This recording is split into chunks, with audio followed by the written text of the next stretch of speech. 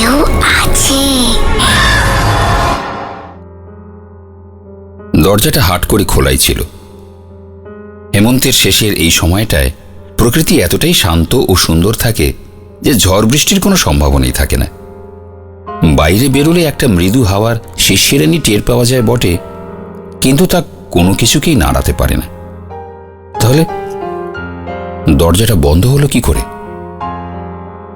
ভেবে পেল না অনিন্দ। আর শুধু তো বন্ধ হওয়া নয়, একেবারে সশব্দ ধীর গতির বন্ধ হওয়া।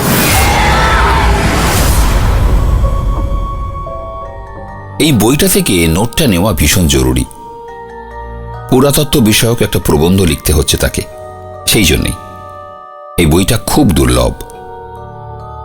অনেক খোঁজ করে শহরের এই লাইব্রেরির খোঁজ পেয়ে সন্ধেবেলায় এসেছে ও। এর আগে অনেক লাইব্রেরির খোঁজ করেও এই বইটার সন্ধান সে কোথাও পায়নি। অবশেষে আজ এখানে এসেছে। লাইব্রেরিয়ান ভদ্রলোক ভারী অদ্ভুত। ওকে বইটি বের করে দেওয়ার পর জিজ্ঞেস করলেন, কতক্ষণ লাগবে আপনার? অনিন্দ ঘড়ির দিকে তাকিয়ে দেখল 7:30 বাজে। বলল, 9টার মধ্যে হয়ে যাবে আশা করি। ভদ্রলোক অবাক হয়ে বললেন, ও বাবা, এতক্ষণ? তাহলে আগামীকাল আসুন। অনিন্দ ঈষৎ ইতস্তত আর কাচুমাচু হয়ে বলল, শুনেছি তো এই লাইব্রেরি রাত 10টা অবধি খোলা থাকে। এমনিতেই লেখাটা দিতে দেরি হয়ে যাচ্ছে, আজই আমার খুব দরকার। ভদ্রলোক মোটা চশমার আড়ালে গাঢ় চোখে তাকিয়ে মৃদু হাসলেন। পুরনো দিনের বাড়ির দোতলায় পুরনো আসবাবের তাকের ফাঁকে হলদে বাল্বের আলোয় অদ্ভুত রহস্যময় লাগলো সেই হাসি। তারপর বললেন, ঠিক আছে, এক কাজ করুন, আপনি 10:30 অবধি থাকুন। আমি একটা কাজ সেরে আসি, আমি এলে আপনি বেরোবেন, ঠিক আছে? অনিন্দ আর কি করে, রাজি হয়ে গেল। আজকে লাস্ট মেট্রোটাও আর পাওয়া যাবে না। ফেরার পথে ঝক্কি পোহাতে হবে। তা হোক, তবু কাজটা তো এগিয়ে নিয়ে যাওয়া যাবে। ভদ্রলোক একটা লাঠিতে ভর দিয়ে শব্দ করে কাঠের সিঁড়ি দিয়ে নিচে নেমে গেলেন। দরজাটা হাট করে খোলা রইল। আশ্চর্য, আজ সে এখানে প্রথম এসেছে। কোন ভরসায় ভদ্রলোক তাকে একা রেখে চলে গেলেন? যাকে ভদ্রলোক চলে যেতে অনিন্দ একবার ভালো করে লাইব্রেরির চারদিকে তাকিয়ে নিল। সাহেবী আমলে তৈরি গথিক বাড়িটার দেয়ালে গিয়ে পড়ছে বইয়ের তাকগুলোর দৈত্যাকার ছায়া। একেবারে টিমটিমে না হলেও ঘরের মাঝখানে টেবিলের ওপরে হলদে আলোটা যথেষ্টই দুর্বল। যাক, কাজে বসে পড়েছিল অনিন্দ।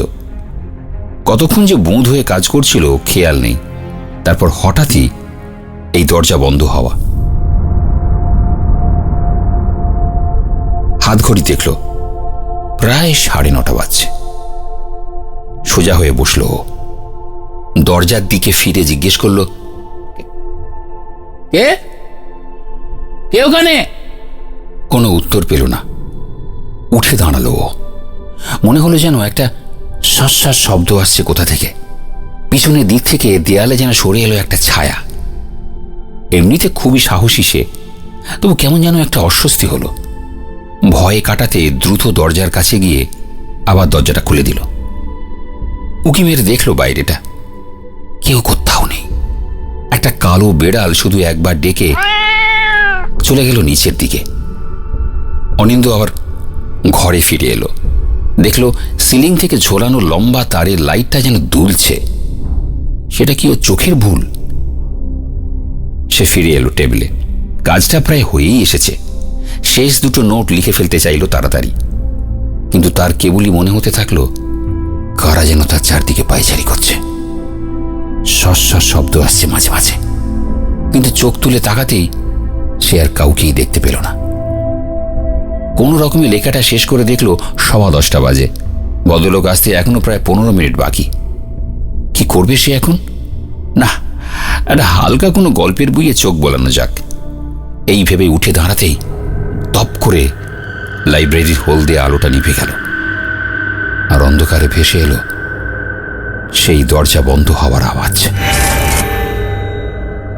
দৌড়ে দরজা আন্দাজ করে যেতে গিয়ে হোঁচট খেয়ে পড়ল সে মুখ থুবড়ে। উঠতে গিয়ে মাথায় ঠোক্কর খেল। তারপরই সে জ্ঞান হারালো। চোখ যখন খুলল তখন ঘরে একটা নতুন আলো জ্বলছে। সে একটা বেঞ্চে শুয়েছিল। উঠে বসল, দেখল তার সামনে চেয়ারে বসে আছেন সেই লাইব্রেরিয়ান ভদ্রলোক। তার মুখে আরো রহস্যময় হাসি। তিনি বললেন, এখন একটু সুস্থ বোধ করছেন? অনিন্দ বলল, হ্যাঁ, আচ্ছা আমার কি হয়েছিল বলুন তো? ভদ্রলোক চেয়ার থেকে উঠে পড়ে বললেন, কিচ্ছু না, চলুন, দেরি হয়ে গেছে, বেরিয়ে পড়া যাক। লাইব্রেরির বাইরে এসে কিছুক্ষণ অপেক্ষা করার পর একটা ট্যাক্সি পেয়ে অনিন্দ সেই ভদ্রলোককে কিছুটা দূর এগিয়ে দেওয়ার জন্য সেই ট্যাক্সিতে তুলে নিল। ততক্ষণ কথায় কথায় অনিন্দ জানতে পেরেছে সেই ভদ্রলোকের নাম দিবাকর চৌধুরী।